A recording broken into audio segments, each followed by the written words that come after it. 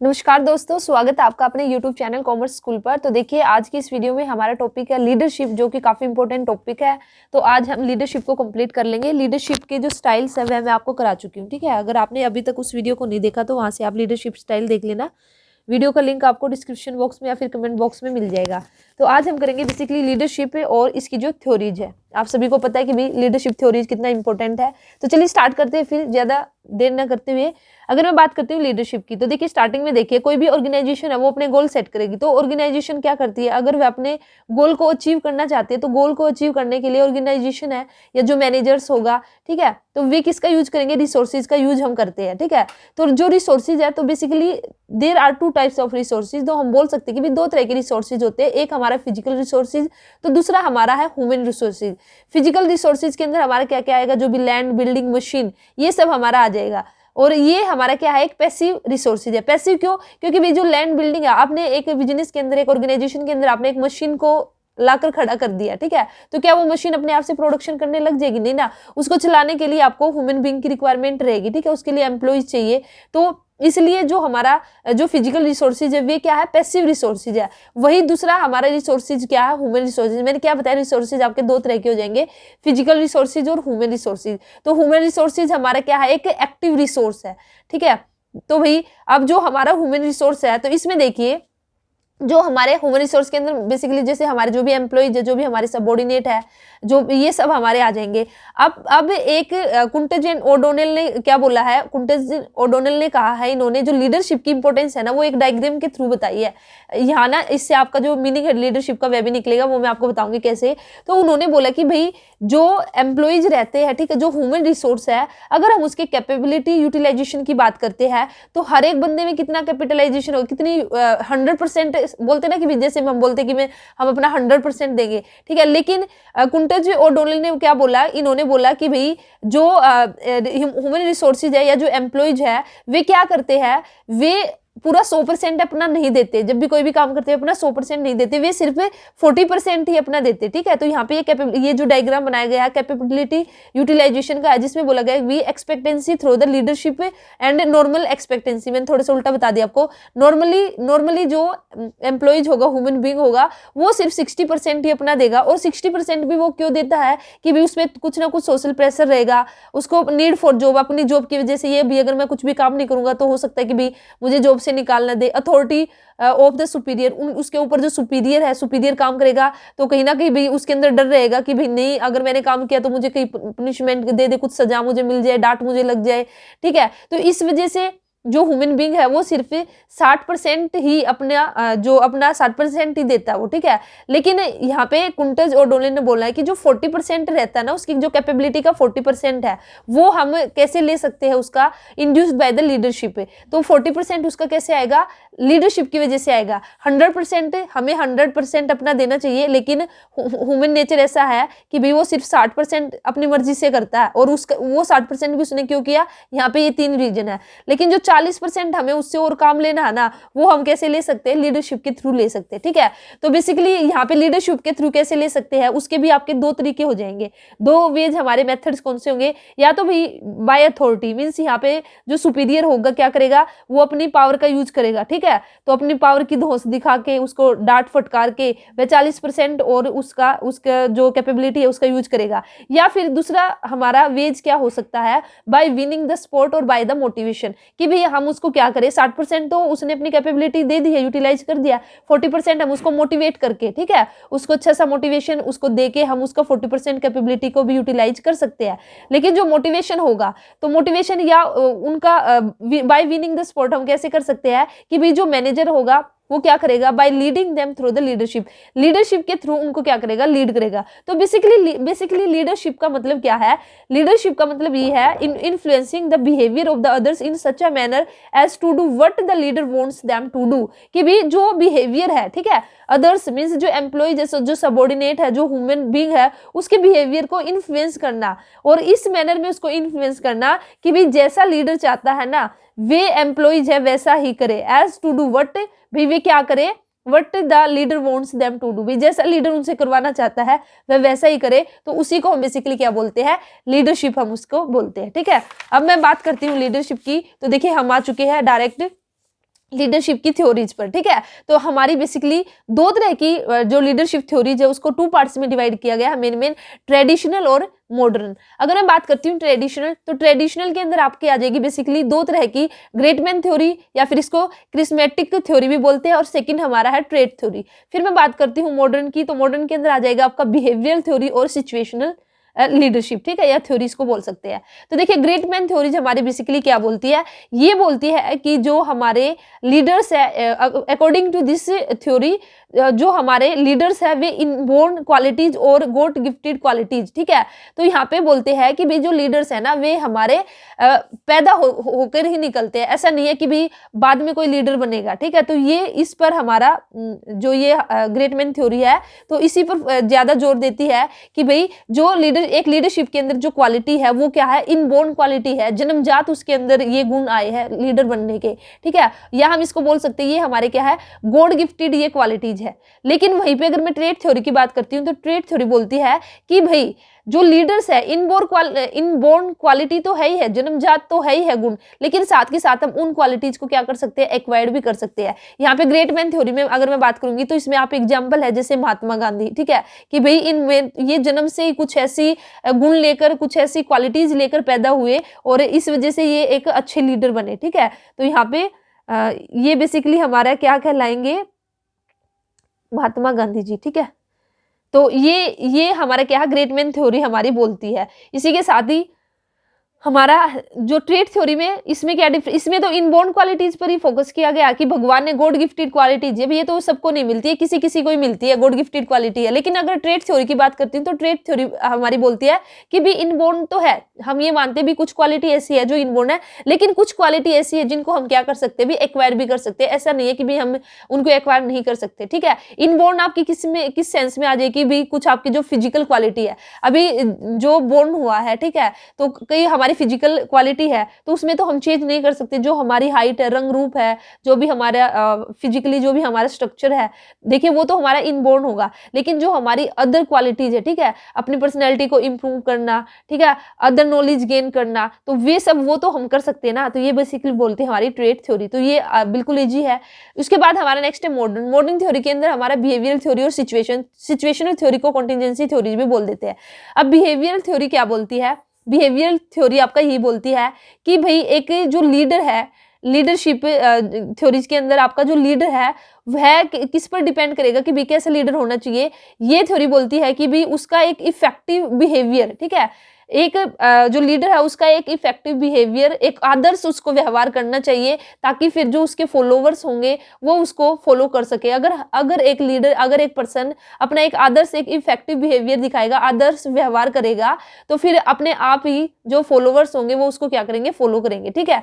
तो यहाँ पे बेसिकली बिहेवियरल थ्योरी में बिहेवियर पर फोकस किया गया है आपका, जो यहाँ पे मेन बोला गया है कि भी आपका बिहेवियर पर ही डिपेंड करता है जो लीडर है, ठीक है, उसको फॉलो जो करेंगे पर्सन, उसके बिहेवियर के अकॉर्डिंग उसको फॉलो करेंगे, ठीक है। सिचुएशन लीडरशिप के अंदर आपका इसमें बोला गया है कि भी ये थ्योरी बोलती है कि जो सिचुएशन है ना वो क्या करती है, एक आदमी को लीडर बनाती है। भी कोई एक आदमी एक सिचुएशन में अच्छा लीडर साबित हो सकता है कि भी दूसरी सिचुएशन में वह अच्छा लीडर साबित ना हो, तो ये डिपेंड करता है आपका सिचुएशन पर, ठीक है। तो देखिए इफेक्टिव बिहेवियर यहाँ पे मैं बात करती हूँ, तो इसके अंदर है ना 2 स्टडी की गई थी बिहेवियर थ्योरी के अंदर जो कि इंपॉर्टेंट है। एक तो है आपका ओहियो स्टडी की गई थी, आपकी ओहियो यूनिवर्सिटी, इन सब के अंदर आपकी स्टडी की गई थी, और एक आपका मिशिगन स्टडी आपकी की गई थी, ठीक है। ये दोनों ही इंपॉर्टेंट है। तो यहाँ पे इसमें बेसिकली देखिए जो ओहियो आपका स्टडी की गई थी यहाँ पे, इसके अंदर यहाँ पे 2 आपका इनिशिएटिंग स्ट्रक्चर लिया गया था और कंसिडरेशन स्ट्रक्चर लिया गया था। और मिशिगन जो स्टडी की गई थी वहाँ पे एम्प्लॉय ओरिएंटेड बिहेवियर निकल के आया था एक लीडर का, और प्रोडक्शन ओरिएंटेड। तो ये दोनों ही ना बिल्कुल सेम है। जो हमारा इनिशिएटिंग स्ट्रक्चर है ये तो हमारा प्रोडक्शन ओरिएंटेड है। तो इसमें बोलता है कि भाई एक हमारा जो लीडर होगा ऐसा होगा जो प्रोडक्शन ओरिएंटेड होगा, जो सिर्फ किस पे ध्यान देगा, उससे उसको ये रहेगा कि भाई ज्यादा से ज्यादा मुझे प्रोडक्शन कराना, ठीक है। तो वो इसको टास्क ओरिएंटेड भी हम बोल सकते हैं। लेकिन कंसिडरेशन के अंदर हमारा बेसिकली क्या आएगा कि वह क्या होगा, एम्प्लॉय ओरिएंटेड होगा, मीन्स जो एम्प्लॉय है उनके साथ एक अच्छा रिलेशनशिप बना के चलेगा। तो ये स्टडी हमारी निकल के आई थी।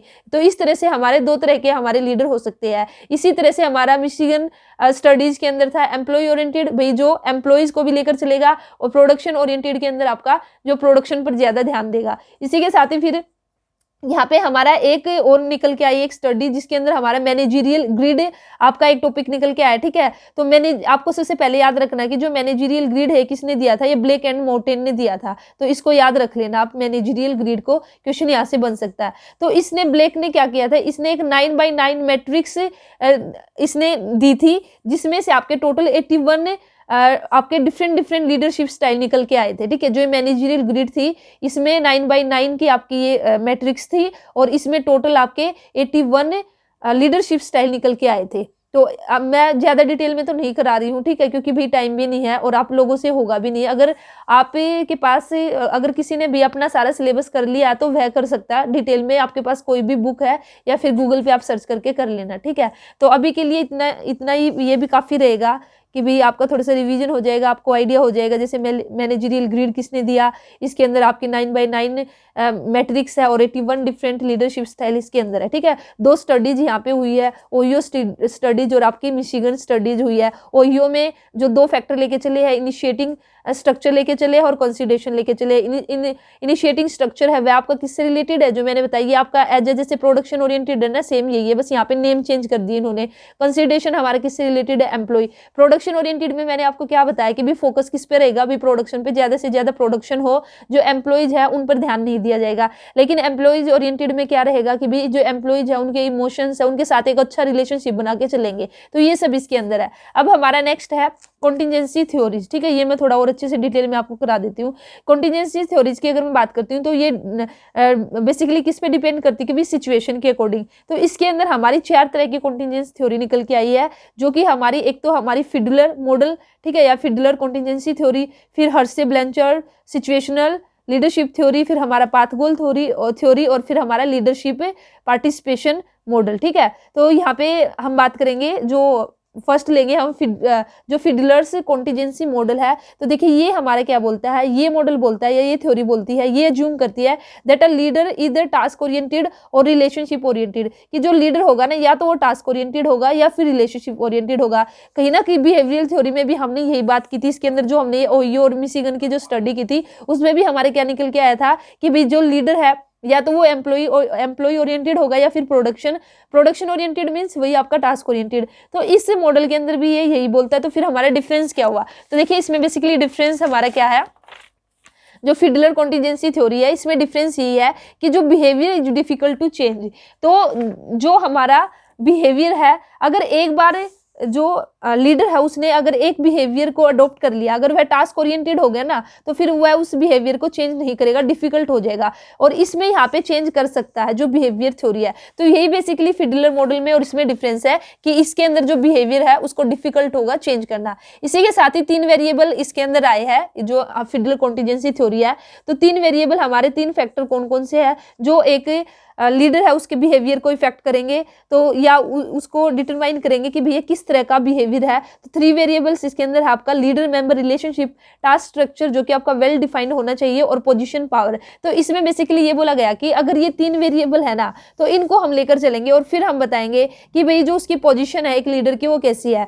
मोस्ट फेवरेबल पोजीशन आएगी हमारी एक तो लीडर की निकल के, एक मोस्ट अनफेवरेबल पोजीशन आएगी। तो मोस्ट फेवरेबल पोजीशन कब आएगी, जब हमारे तीनों की तीनों वेरिएबल हमारे ठीक रहेंगे, गुड रहेंगे। गुड मीन्स जब अगर एक लीडर है उसका मेंबर के साथ अगर एक अच्छा रिलेशन है, ठीक है, तो वह हमारी कौन सी पोजीशन होगी, एक मोस्ट फेवरेबल पोजीशन होगी, क्योंकि एक रिलेशनशिप अच्छा होने की वजह से जो फॉलोअर्स होंगे, जो मेंबर्स होंगे, वे लीडर की हर एक बात को मान लेंगे। टास्क स्ट्रक्चर का मतलब है कि भाई आपका जो टास्क स्ट्रक्चर है वह वेल डिफाइंड होना चाहिए, भी किसको क्या काम करना है, ठीक है। अगर ये भी हमारा गुड है, और इसी के साथ ही जो पोजीशन पावर है मीन्स जो लीडर को जो फॉर्मल अथॉरिटी मिली हुई है, अगर उसको पता है कि भी उसकी पोजीशन क्या है, उसको क्या अथॉरिटी मिली है, उसको किस तरह से जो उसके सबऑर्डिनेट है उनसे काम लेना है, अगर ये सब अच्छे से वेल डिफाइंड है तो उस सिचुएशन को हम क्या बोलेंगे, मोस्ट फेवरेबल पोजीशन उसको बोलेंगे। वही अगर लीडर मेंबर रिलेशनशिप अच्छा नहीं है, टास्क है जो उसको अच्छे से डिफाइन नहीं किया गया है, उसको जो लीडर है उसको यही नहीं पता कि भाई उसके पास क्या अथॉरिटी है, क्या पावर है, क्या उसकी पोजीशन है, तो उस केस में जो पोजीशन बनेगी एक लीडर की वो क्या बनेगी, most unfavourable position.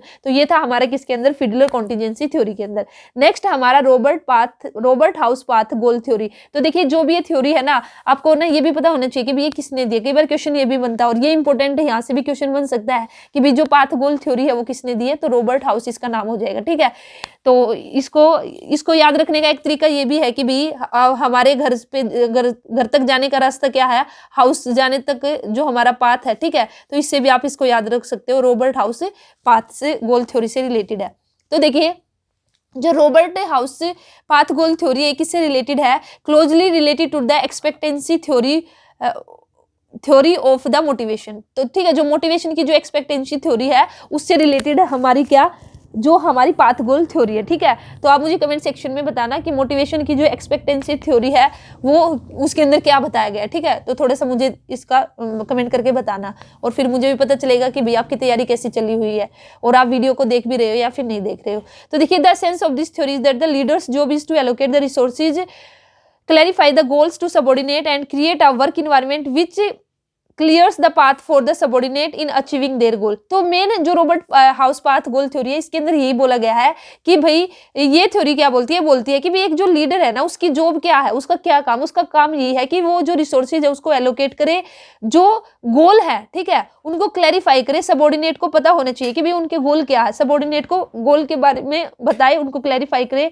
And create a work environment, और एक ऐसा वर्क इन्वायरमेंट क्रिएट करे विच क्लियर्स द पाथ, जिससे कि जो सबॉर्डिनेट है उनके लिए जो पाथ है ना वो क्लियर हो जाए, उनको भी अच्छे से पता हो कि भाई उनको किस रास्ते पे जाना और कैसे जाना और किस तरह से अपने जो गोल है उनको अचीव करना है। तो एक तरह से उनको एक अच्छी वर्किंग इन्वायरमेंट प्रोवाइड करना, उनको बिल्कुल क्लियरली बताना कि भाई आप लोगों का क्या गोल है, और फिर साथ में उनको रिसोर्सेज भी प्रोवाइड कराना। तो ये बेसिकली क्या बोलती है, Robert House path goal theory. देखिए वैसे तो बहुत बड़ी थ्योरी है अगर मैं कराऊं, लेकिन आपको बस थोड़ा सा आइडिया हो चुका है कि भाई इस थ्योरी के अंदर क्या बताया गया, और इसी के साथ ही भी जो मेन मैंने आपको बताया था जैसे रॉबर्ट ने इस जो पाथ गोल थ्योरी है इसको दिया है। ठीक है, इसके बाद जो हमारी नेक्स्ट थ्योरी है हमारी है हर्से-ब्लैंचर्ड सिचुएशनल मॉडल। ठीक है, तो देखिए इस हर्से-ब्लैंचर्ड सिचुएशन मॉडल को आपका life cycle theory of leadership भी बोला जाता है। तो हो सकता है कि आपको क्वेश्चन में life cycle theory of leadership मिल जाए, तो फिर आप समझ लेना कि भाई आपके कौन सी है, हर्से-ब्लैंचर्ड सिचुएशनल मॉडल है, और इसी के साथ ही इसको सिचुएशनल लीडरशिप थ्योरी भी बोला जाता है। ठीक है, तो ये दो नेम है इस थ्योरी के, आप इनको याद रख लेना, कैसे भी क्वेश्चन आपको एग्जाम के अंदर कैसे भी देखने को मिल सकती है। आपसे डायरेक्ट ये भी पूछ लिया जा सकता है कि भी सिचुएशन लीडरशिप थ्योरी है वह किसने दी है, तो हर्से-ब्लैंचर्ड ने, या लाइफ साइकिल थ्योरी किसने दी है, तो हर्से-ब्लैंचर्ड सिचुएशन थ्योरी है, या ऐसे ही पूछ लिया जाएगा कि उसका अनदर नेम क्या। ठीक है, तो देखिए ये थ्योरी हमारा क्या बोलती है, ये थ्योरी हमारा बोलती है a leader must adopt his leadership style based on the maturity level of the followers. तो ये थ्योरी बेसिकली क्या बोलती है कि भी जो एक लीडर है ठीक है वह कौन सा लीडरशिप स्टाइल अडॉप्ट करेगा, वो किस पर बेस होगा, वो होगा जो मैच्योरिटी लेवल ऑफ फॉलोअर्स है। एक लीडर अपने फॉलोअर्स के पहले मैच्योरिटी लेवल को देखेगा, और उनका मैच्योरिटी लेवल देखकर ही फिर वो क्या करेगा, जो लीडरशिप स्टाइल है उसको अडॉप्ट करेगा। कैसे कि भाई अगर मैच्योरिटी लेवल आपका कम है तो उसके अकॉर्डिंग फिर उसको भी जो हो सकता है कि भी उसको टास्क ओरिएंटेड अपना बिहेवियर उसको रखना पड़े। ठीक है, अगर लगेगा कि जो सबऑर्डिनेट जो फॉलोअर्स है उनका मैच्योरिटी लेवल हाई है तो फिर वह उनके साथ एक रिलेशनशिप बिहेवियर अपना क्रिएट कर सकता है। ठीक है, वो अभी मैं आगे बताऊंगी कैसे। And this maturity level move in the stages and has a cycle. तो जो ये मैच्योरिटी लेवल है ना ये कहीं ना कहीं आपका मूव होता रहता है स्टेजेस में, या फिर एक साइकिल में चलता रहता है। ठीक है, फिर उसी के अकॉर्डिंग फिर जो लीडर होगा वो क्या करेगा, अपना जो लीडरशिप स्टाइल है उसको चेंज करता रहेगा। तो यहाँ पे भी बेसिकली 3 वेरिएबल निकल के आए, टास्क बिहेवियर, रिलेशनशिप बिहेवियर और मैच्योरिटी लेवल। तो सबसे ज्यादा जो फोकस किया गया है इस थ्योरी में ये आपका मैच्योरिटी लेवल में। तो देखिए इसमें ना जो ये आपका हर्से-ब्लैंचर्ड सिचुएशन मॉडल है तो इसके अंदर आपकी 4 स्टेजेस निकल के आएगी, R1, R2, R3 और R4। ठीक है, तो यहाँ पे अगर मैं बात करती हूँ R1 के अंदर आएगा आपका टेलिंग स्टाइल। तो telling style, selling style, participating style और डेलीगेटिंग स्टाइल। तो यहाँ पे देखिए इसके अंदर आपका बेसिकली क्या है, क्या अभी मैंने आपको क्या बताया कि जो एक लीडर है वो मैच्योरिटी लेवल के अकॉर्डिंग ही अपना लीडरशिप जो स्टाइल है उसको अडॉप्ट करेगा। कैसे? तो जो टेलिंग स्टाइल है, जो फर्स्ट स्टेज है, इसके अंदर क्या होगा बेसिकली, जो पीपल होंगे, जो सबऑर्डिनेट होंगे, जो फॉलोवर्स होंगे, वे ना तो अनेबल है, वे अनेबल भी है और अनविलिंग भी है उनके अंदर, ठीक है, काम करने की, वे काम करने के योग्य भी नहीं है और उनकी इच्छा भी नहीं है। तो देखिए अब अगर ये मैच्योरिटी लेवल है, कहीं ना कहीं मैच्योरिटी लेवल का मतलब क्या है? मैच्योरिटी लेवल का मतलब बेसिकली यही है कि भाई जो पीपल है या जो हमारे फॉलोवर्स है, ठीक है, जो फॉलोवर्स है उनकी एबिलिटी काम करने की, ठीक है, एंड उनकी जो एबिलिटी और इसी के साथ ही विलिंगनेस, ठीक है, उनकी विलिंगनेस ही हमारा मैच्योरिटी लेवल बताती है। तो अगर जो फॉलोवर्स है वे एबल भी नहीं है, ठीक है, योग्य भी नहीं है और उनकी इच्छा भी नहीं है, तो उस केस में जो हमारा लीडर होगा वो कौन सा स्टाइल लेगा? वह अडॉप्ट करेगा टेलिंग स्टाइल, ठीक है। तो टेलिंग स्टाइल लेगा। टेलिंग स्टाइल मीन्स वो बताता चलेगा, टेल करता चलेगा और जो फॉलोवर्स है वो वैसे ही काम करते चलेंगे जैसा उनका जो लीडर उनको बोलता चलेगा, ठीक है। तो ये आएगा हमारा फर्स्ट स्टाइल। तो क्वेश्चन आपका एमसीक्यू कैसे बन सकता है? यही, people are both unable and unwilling, और 4 ऑप्शन आपको दे देंगे। तो बताइए कि भैया कौन सा स्टाइल यहाँ पे जो लीडर है वो कौन सा स्टाइल अडॉप्ट करेगा? तो अगर आपको पता है तो आप इजीली बता दोगे कि भाई टेलिंग स्टाइल है। सेकंड हमारा सेलिंग। तो सेलिंग स्टाइल कब अडॉप्ट करेगा? जब हमारे जो फॉलोवर्स है, जो पीपल है, अनेबल है, ठीक है, वे काम करने योग्य नहीं है लेकिन उनकी इच्छा है, काम करना तो वे चाहते, इच्छा तो है, लेकिन वे क्या करें, योग्यता नहीं है उनके अंदर, वे अनएबल है। तो उस केस में हमारा कौन सा स्टाइल आएगा? Selling style.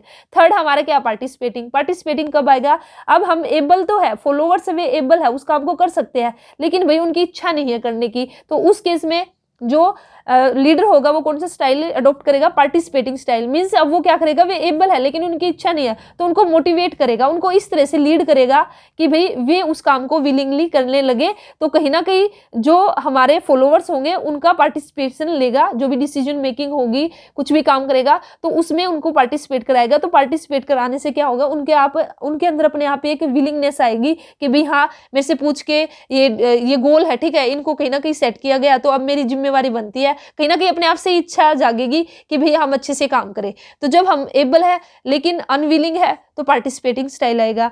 और उसी के साथ ही डेलीगेटिंग हमारा कब आएगा? अब हमारे फॉलोवर एबल भी है और उनमें इच्छा भी है, तो अब हमारा लीडर है वो बिल्कुल फ्री है, वो अपना सारी अथॉरिटी वगैरह सब कुछ डेलीगेट कर देगा और उन्हीं के ऊपर छोड़ देगा भाई हाँ, क्योंकि ये योग्य भी है और इनकी इच्छा भी है तो ये अपने आप से ही कर लेंगे। तो कहीं ना कहीं जो लीडर है वो बिल्कुल फ्री हो जाएगा। तो उस केस में हमारा कौन सा स्टाइल आएगा? डेलीगेटिंग। तो ये वाला भी आपका इंपॉर्टेंट है, ठीक है। तो इसको भी एक बार अच्छे से रीड कर लेना। वैसे मैंने पूरा बिल्कुल इजी लैंग्वेज में यहाँ पे मैंने ट्राई किया आपको बताने का, और यहाँ पे जो मैंने नोट भी किया है ना तो ये भी बिल्कुल मैंने इजी लैंग्वेज में यहाँ पे नोट किया है, ठीक है, ताकि आपको बिल्कुल अच्छे से समझ में आ जाए एक बार वीडियो सुनने के बाद। और फिर आप जैसे ही इसको फिर से इस PDF को देखोगे ना तो बिल्कुल आपको अच्छे से समझ में आ जाएगा, ठीक है। तो PDF आपको इसकी मिल जाएगी, टेलीग्राम चैनल पर आपको PDF मिल जाएगी। तो चलिए अब हमारा जो नेक्स्ट है वरूम येटेन एंड जागो कॉन्टिजेंसी मॉडल, ठीक है। तो देखिए ये हमारा क्या है, ये जो हमारी थ्योरी है या ये जो मॉडल है ये आइडेंटिफाई करता है best leadership style and the best decision making approach based on the current situation. तो ये बेसिकली ये लीडरशिप स्टाइल है, या सॉरी ये जो थ्योरी हमारी, ठीक है, स्टाइल भी हम बोल देते हैं। तो ये हमारा क्या बोलता है कि भी इसके अकॉर्डिंग, इस थ्योरी के अकॉर्डिंग हम अपनी करंट सिचुएशन को देखते हुए हम एक ऐसा लीडरशिप स्टाइल लेंगे जो हमारा बेस्ट होगा और जो हमारा बेस्ट डिसीजन मेकिंग अप्रोच रहेगी, ठीक है। तो हमें अच्छे से अच्छा, बेस्ट से बेस्ट डिसीजन लेना है और बेस्ट से बेस्ट लीडरशिप स्टाइल को आइडेंटिफाई करना है। ये बोलती है हमारी कौन सी थ्योरी? ये जो हमारी वरूम येटेन एंड जागोस कॉन्टिजेंसी मॉडल है। तो इसमें बोलता है कि भाई इफेक्टिव लीडर कौन होगा, एक अच्छा लीडर कौन होगा? एक इफेक्टिव लीडर वही होगा who take the good decision, जो अच्छे से डिसीजन लेगा, इस तरह से डिसीजन लेगा कि जो हमारे गोल्स है, जो एक ऑर्गेनाइजेशन है उसके गोल्स है, उनको हम इजिली अचीव कर सके बिना किसी हर्डल्स के, ठीक है। तो उसी को हम बोलेंगे इफेक्टिव लीडर, जो क्या लेगा? Good decision. और जो गुड डिसीजन है, तो गुड डिसीजन हम कैसे ले सकते हैं? तो गुड डिसीजन के लिए रिक्वायरमेंट रहेगी किसकी? पार्टिसिपेशन फ्रॉम द सबऑर्डिनेट, कि भी जो सबऑर्डिनेट है उनको भी पार्टिसिपेट किया जाए। अगर सबऑर्डिनेट को पार्टिसिपेशन करेंगे जब भी डिसीजन लेंगे तो कहीं ना कहीं जो सबऑर्डिनेट है उनको अच्छा फील होगा, उनको लगेगा कि हाँ भाई हमारी भी वैल्यू है। देखिए कोई भी काम एक ऑर्गेनाइजेशन के अंदर किया जा रहा है तो हमसे पूछ के किया जा रहा है, डिसीजन मेकिंग में हमारा भी पार्टिसिपेशन है, ठीक है। तो इसलिए यहाँ पे बोलते हैं कि इफेक्टिव लीडर वही होगा जो गुड डिसीजन लेगा, और गुड डिसीजन के लिए जरूरी है कि जो सबऑर्डिनेट है उनका पार्टिसिपेशन होना चाहिए। और गुड डिसीजन के लिए आपके 3 फैक्टर की रिक्वायरमेंट रहती है। 3 फैक्टर कौन कौन से है कि भाई जो डिसीजन आप लोगे ना तो आपको उसकी क्वालिटी देखनी है, तो क्वालिटी डिपेंड करती है कि भाई किस तरह का आपने डिसीजन लिया। इसी के साथ ही टीम कमिटमेंट मीन्स वही जो सबॉर्डिनेट है उनका पार्टिसिपेशन होना चाहिए, उनका कमिटमेंट होना चाहिए, और टाइम की भी हमारे पास अवेलेबिलिटी होनी चाहिए जब भी हम डिसीजन ले। ठीक है, तो इसमें हमारा बेसिकली जो ये आपकी थ्योरी है, ये जो मॉडल है, इसके अंदर हमारे 5 टाइप के लीडरशिप स्टाइल निकल के आए। तो ये 5 टाइप के जो लीडरशिप स्टाइल है वे हमारे कौन कौन से हैं? ऑटोक्रेटिक फर्स्ट, और यहाँ पे आएगा आपका ऑटोक्रेटिक सेकंड, फिर हमारा कंसल्टेटिव फर्स्ट, कंसल्टेटिव सेकंड, और फिर हमारा ग्रुप है। अब इनका क्या मीनिंग है ये मैं आपको फटाफट से बताती हूँ, ध्यान से सुनना, बिल्कुल इजी है। ऑटोक्रेटिक फर्स्ट के अंदर क्या होगा, जो लीडर होगा, ठीक है, हमारा ये लीडर है और ये इसके फॉलोवर है, तो यहाँ पे ये जो सबॉर्डिनेट है, तो यहाँ पे क्या करेगा, ये जो डिसीजन मेकिंग में ना इनको बिल्कुल भी पार्टिसिपेशन नहीं रहेगा, जो फॉलोवर्स रहेंगे। यहाँ पे जो लीडर है ना ये अपने आप ही करेगा जो भी करना है, इसको जो भी डिसीजन लेने हैं। ठीक है, तो मेन पावर है वो किसके हाथ में रहेगी, ऑटोक्रेटिक, जो हमारा फर्स्ट है ऑटोक्रेटिक फर्स्ट जो लीडरशिप स्टाइल है, उसमें जो लीडर रहेगा उसी के हाथ में सब कुछ रहेगा, मेन पावर रहेगी। वह इनसे बिल्कुल भी वही कुछ भी सलाह मशविरा नहीं करेगा, जो भी डिसीजन लेने खुद लेने हैं, बस इनको तो जैसे लीडर बोलेगा ना वैसे इनको फॉलो करना। सेकंड हमारा ऑटोक्रेटिक सेकंड, तो इसमें भी हमारा यही रहेगा। ठीक है, लेकिन इसमें कहीं ना कहीं थोड़ा बहुत पार्टिसिपेशन हमारा स्टार्ट हो जाएगा, जो हमारे फॉलोवर्स होंगे सबॉर्डिनेट होंगे, तो लीडर क्या करेगा, सबॉर्डिनेट के पास जाएगा और ज्यादा नहीं थोड़ा बहुत उनका भी जो डिसीजन मेकिंग है उसमें पार्टिसिपेशन लेगा, लेकिन यहाँ पे अल्टीमेट जो डिसीजन है वो कौन लेगा, वो लीडर ही लेगा थर्ड सेकंड में अंदर। ठीक है, फिर थर्ड हमारा कंसल्टेटिव फर्स्ट। अब इसके अंदर भी हमारा बेसिकली क्या रहेगा, जो लीडर है ना इसमें हमारा पार्टिसिपेशन होगा किसका, जो हमारे एम्प्लॉइज है, जो फॉलोवर्स है, सबॉर्डिनेट है, और यहाँ पे जो यहाँ पे पार्टिसिपेशन रहेगा वो इंडिविजुअल पार्टिसिपेशन रहेगा। कैसे, जो लीडर है ना वो एक एक फॉलोवर्स के पास जाएगा और उनसे डिसीजन मेकिंग पे जो भी डिसीजन लीडर को लेना है उसके बारे में बातें करेगा। ठीक है, इंडिविजुअली जाके, लेकिन जो यहाँ पे डिसीजन लेगा वह फाइनली डिसीजन किसका रहेगा, जो लीडर है उसी का डिसीजन रहेगा। ठीक है, तो यहाँ पे भी कहीं ना कहीं जो फॉलोवर है उनको यही लगेगा कि नहीं यार हमसे तो ऐसे ही फालतू भी पूछ रहे हैं। अब सेकंड हमारा कंसल्टेटिव सेकंड, तो इसके अंदर भी हमारे यही सेम सिचुएशन है कि जो लीडर है वो पार्टिसिपेशन तो करेगा हमारे फॉलोवर्स का, लेकिन यहाँ पे क्या करेगा, ग्रुप में करेगा। ऐसे याद रख सकते हो आप, जो फर्स्ट है ना, फर्स्ट के अंदर तो इंडिविजुअली सबके पास जाके उसने उनके जो डिसीजन मेकिंग में आप उनके विचार रखे, ठीक है, उनसे जो भी पूछना था आइडियाज लिए, और यहाँ पे वो क्या करेगा, ग्रुप पूरे ग्रुप को के साथ है जो डिसीजन मेकिंग करेगा। ठीक है, लेकिन जो डिसीजन है फाइनली डिसीजन जो लीडर का ही रहेगा। अब लास्ट हमारा ग्रुप, तो ग्रुप के अंदर हमारा बेसिकली क्या रहेगा, यहाँ पे फुल्ली पार्टिसिपेशन होगा, फुल्ली पार्टिसिपेशन तो होगा ही हो, ठीक है, और इसी के साथ ही जो डिसीजन मेकिंग होगी वो दोनों मिलकर लेंगे, डिसीजन मेकिंग हमारी दोनों ही लेंगे। ठीक है, डिसीजन मेकिंग हमारी दोनों लेंगे, दोनों कौन, जो हमारे फॉलोवर्स रहेंगे और जो हमारा लीडर रहेगा। तो इसके अंदर बेसिकली क्या है, जो ये 4 स्टाइल रहेंगे, इन चारों स्टाइल में जो डिसीजन लेगा ना वो लीडर ही लेगा, लेकिन जो ग्रुप में हमारा जो स्टाइल होगा इसमें जो डिसीजन लेगा वह दोनों मिलकर, जो भी वे भी अपने कुछ ना कुछ विचार रखेंगे, फॉलोवर्स है तो उनका भी पूरा पार्टिसिपेशन, और उन्होंने जो बोला है तो मिलकर यहाँ पे डिसीजन मेकिंग होगी है। ठीक है, तो ये था आज की वीडियो में लीडरशिप। तो मुझे एक स्टूडेंट, एक बच्चे ने कमेंट किया था कि भाई एक बार आप कंप्लीट करा देने के बाद ना एक बार फिर से रिवाइज करा दिया करो 5 मिनट के अंदर। ठीक है, तो चलिए फिर मैं आज ऐसे ही करा देती हूँ आपको। तो देखिए बिल्कुल फटाफट से मैं एक बार आपका रिवीजन भी हो जाएगा। लीडरशिप मैंने क्या बताया था कि भी किसी भी ऑर्गेनाइजेशन के गोल को अचीव करने के लिए हम रिसोर्सेज का यूज करते हैं। 2 तरह के हमारे रिसोर्सेज होते हैं, फिजिकल रिसोर्सेज और human resources. Physical resources means जैसे कि हमारे लैंड, बिल्डिंग, मशीन है। ह्यूमन रिसोर्स की बात करती हूँ तो जो ह्यूमन बीइंग है। ठीक है, फिजिकल रिसोर्सेज हमारे पैसिव रिसोर्सेज है, और वहीं पे जो हमारा ह्यूमन रिसोर्स है वो हमारा क्या है, एक्टिव रिसोर्स है। तो कहीं ना कहीं जो फिजिकल रिसोर्सेज को हम कैसे यूज कर सकते हैं, ह्यूमन रिसोर्स ही फिजिकल रिसोर्सेज को यूज करेगा। तो अभी जो कुंटेज ओडोनेल है उन्होंने एक क्लैरिफाइड किया यहाँ पे लीडरशिप की इंपॉर्टेंस को, कैसे, एक डायग्राम के थ्रू। तो जो कुंटेज जी है उन्होंने बोला कि भाई जो भी पर्सन है, जो भी ह्यूमन बीइंग है, वह अपनी कैपेबिलिटी का 100% से यूटिलाइजेशन नहीं करता, वह अपनी मर्जी से सिर्फ 60% का यूटिलाइजेशन करता है, और 60% का भी वो अपनी मर्जी से नहीं करता, वहाँ पे भी उसका ऊपर कोई ना कोई प्रेशर रहता है, सोशल प्रेशर की वजह से, या फिर उसको जॉब की रिक्वायरमेंट है, नीड फॉर जॉब की वजह से, या फिर अथॉरिटी ऑफ सुपीरियर है। ठीक है, सुपीरियर की डर की वजह से वो 60% ही अपनी कैपेबिलिटी को यूटिलाइज करता है, और जो 40% उसकी बचती है ना उसको हम कैसे यूज करा सकते हैं, लीडरशिप के थ्रू उसको हम करा सकते हैं। और लीडरशिप के थ्रू उसकी जो 40% कैपेसिटी है उसको यूज कराने के 2 तरीके हैं, 2 वेज है। दो मेथड से, या तो भाई हम पावर का यूज करके उससे कराए, ठीक है, दोस्त जमा के, या फिर हम उसको मोटिवेट करके कराए। तो मोटिवेट करने के लिए हमें रिक्वायरमेंट रहेगी कि भी हम उनको लीड करें, किसके थ्रू, लीडरशिप के थ्रू हम उसको क्या कर सकते हैं, मोटिवेट कर सकते हैं। तो लीडरशिप बेसिकली क्या है, लीडरशिप का मतलब है कि जो बिहेवियर है, जो फॉलोअर्स है उनके बिहेवियर को इन्फ्लुएंस करना, और इस मैनर में उनको इन्फ्लुएंस करना कि भाई जो लीडर चाहता है ना वे वैसे ही काम करने लग जाए, तो उसको हम क्या बोलेंगे, लीडरशिप। लीडरशिप की हमारी थ्योरी निकल के आई दो, यहाँ पे मैंने कैटेगरी ली, ट्रेडिशनल थ्योरी और मॉडर्न थ्योरी। ट्रेडिशनल के अंदर हमारी दो थ्योरी निकल के आई, ग्रेट मैन थ्योरी और इसको क्रिस्मेटिक थ्योरी भी बोलते हैं, और सेकंड हमारी trade theory. Great man theory क्या बोलती है कि भाई जो लीडर है उनके वे इनबोर्न मतलब कि पैदा जन्मजात लीडर बनते हैं, कुछ क्वालिटीज है जो कि पैदाइशी होती है, ठीक है, गॉड गिफ्टेड क्वालिटी है। लेकिन ट्रेड थ्योरी बोलती है कि भाई हाँ कुछ क्वालिटी तो भाई जन्मजात होती है, लेकिन कुछ क्वालिटी को हम एक्वायर भी कर सकते हैं। उसके बाद आई हमारी बिहेवियरल थ्योरी। तो यहाँ पे बोला गया कि भी एक लीडर को आदर्श व्यवहार दिखाना चाहिए, पेश करना चाहिए, तो वह एक अच्छा लीडर होगा, एक इफेक्टिव बिहेवियर होना चाहिए, ठीक है। और सिचुएशनल लीडरशिप के अंदर कि भी जो लीडरशिप स्टाइल है या जो लीडर है वो डिपेंड करेगा सिचुएशन पर, कि भी किस सिचुएशन में कौन ठीक से लीडर बैठता वहां पे फिट होता है, ठीक है।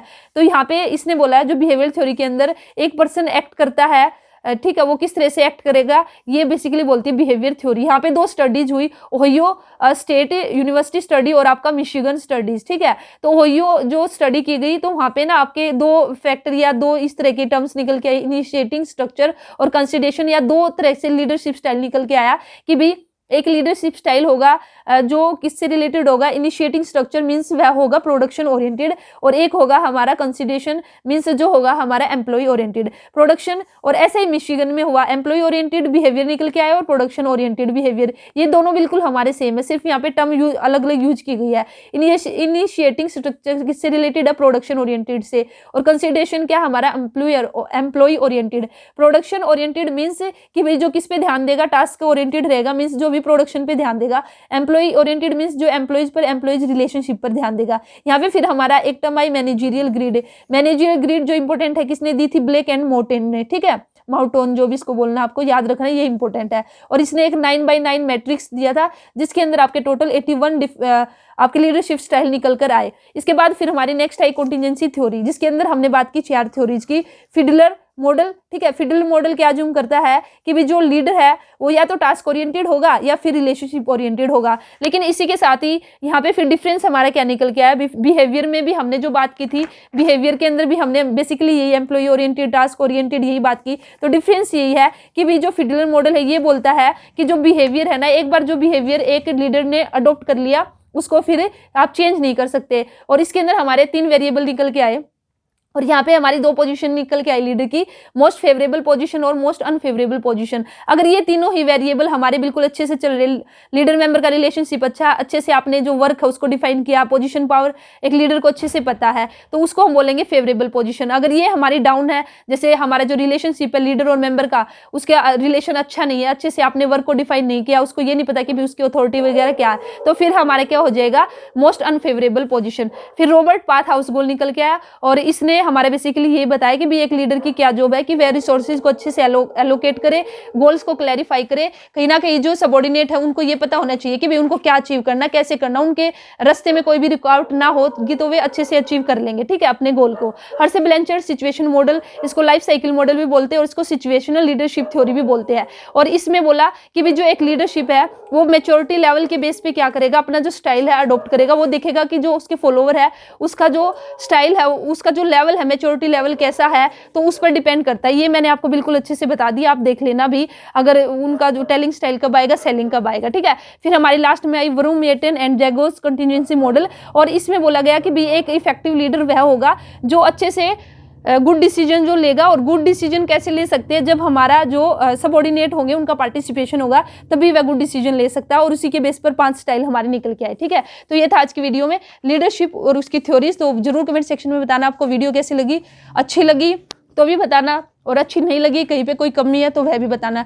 आपको बिल्कुल फटाफट से जल्दी मैं करा रही हूँ, इसलिए भाई कम टाइम में हमें थोड़ा सा हम आइडिया ही ले रहे कि भाई कम से कम लीडरशिप के अंदर यही है। वैसे तो भाई ये टॉपिक इतने बड़े बड़े हैं, 2-2 3-3 वीडियो भी इन पर डाल दे तो वो भी कम है, ठीक है। एक थ्योरी में आपके आधा घंटा लग सकता है, और मैंने पूरा आधा घंटे के अंदर आपको पूरा लीडरशिप करा दिया। हाँ, इसको डिटेल में भी करेंगे जब हमारा स्क्रीनिंग होगा, स्टेट का एग्जाम होने के बाद। अभी पीजीटी वैकेंसी आ चुकी है, तो जब हमारा स्क्रीनिंग होगा तो तब हम बिल्कुल एक एक टॉपिक और एक एक जो थ्योरी है उसको डिटेल में करेंगे। और ऐसा करेंगे कि भाई फिर बाद में हमें फिर हम कोई भी एग्जाम देंगे ना तो हमें अलग से तैयारी करने की जरूरत ही नहीं पड़ेगी, हम अपनी ऐसी तैयारी कर लेंगे। तो चलिए फिर मिलते हैं नेक्स्ट वीडियो में न्यू टॉपिक के साथ। और इसी के साथ आप कोई भी अलग से कोई टॉपिक है जिस पे आप वीडियो चाहते हो तो आप कमेंट सेक्शन में सजेस्ट कर सकते हो कि भी कौन से टॉपिक पर मैं आपको वीडियो प्रोवाइड करूँ। Best of luck, thank you.